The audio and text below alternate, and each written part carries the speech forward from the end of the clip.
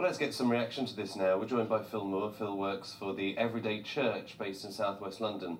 Basically, they help run food banks there. And Phil, we brought you in because in many ways, Wonga and this ruling, this decision, doesn't end a problem, it just exposes a problem that you're seeing every day. Well, that's exactly right. This is great news. The FCA have started really, really well. This is undoubtedly progress.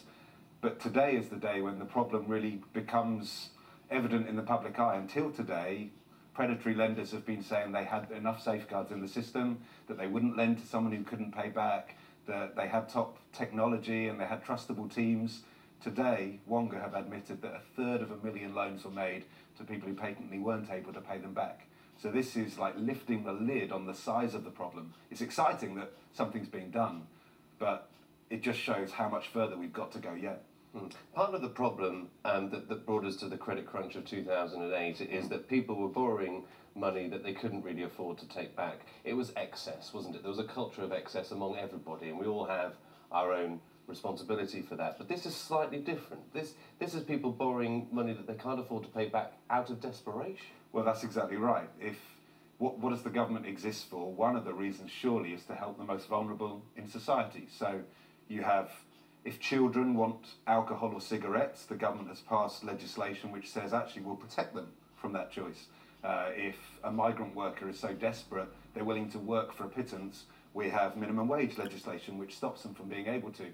At the moment, we have nothing to stop, in some of these cases, as someone taking a loan which ends up being an APR of 5,853%.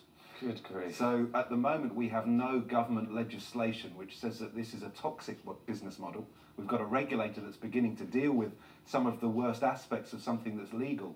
But we're still waiting for the government to step in and say, actually, it's the business itself which is toxic. So I like the fact you're comparing it to the credit crunch, because when the toxic debt from the banks was exposed, everyone was crying out for legislation.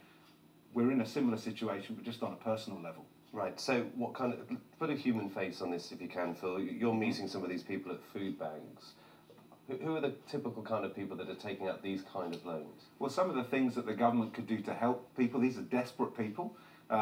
Things like legislating there must be greater transparency. So people would have taken out these loans without being told in 1 month's time, if you don't pay back, your loan repayment will be this, in 3 months, in 6 months, in a year. So just sheer transparency, affordability, people saying, I told them my salary when I asked for my payday loan, but there was no verification. I could have told them anything I wanted, and a desperate person will say what they need to say to get money for what they're doing. So even to have a third party that's checking that correct vetting's taking place, and that's even talking to this person who has come to a terrible, to be entering a loan repayment which could be in excess of 5,000% APR. They've come to a desperate place, haven't they? Yeah.